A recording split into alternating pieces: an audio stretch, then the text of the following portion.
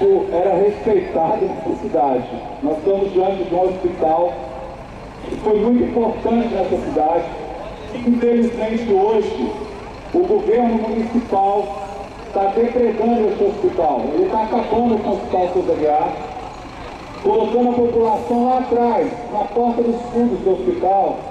As pessoas que não são médicas, colocam o jaleco branco, dão um papelzinho. O senhor procura um ortopedista no posto lá em Anchieta.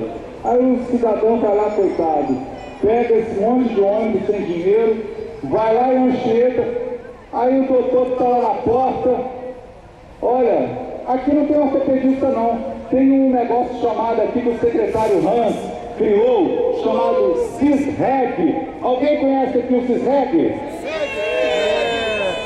Se conhecem? Uma vaia para o CISREG. Aí ele chega lá, vai para o CISREG.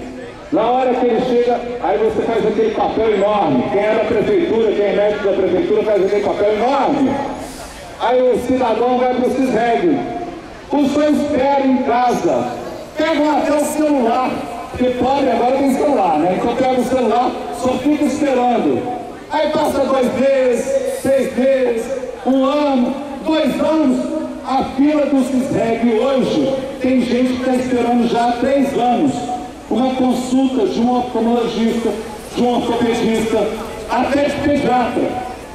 Então, o sentido da gente estar aqui diante desse Hospital Souza Aguiar é para mostrar ao prefeito Eduardo Paes que caiu na lâmpada do campo da fé, que ele não tem fé nenhuma, a fé dele é no dinheiro, e ele caiu naquela lama lá. Mostrar para ele o seguinte: os médicos do Rio de Janeiro não esqueceram dele não.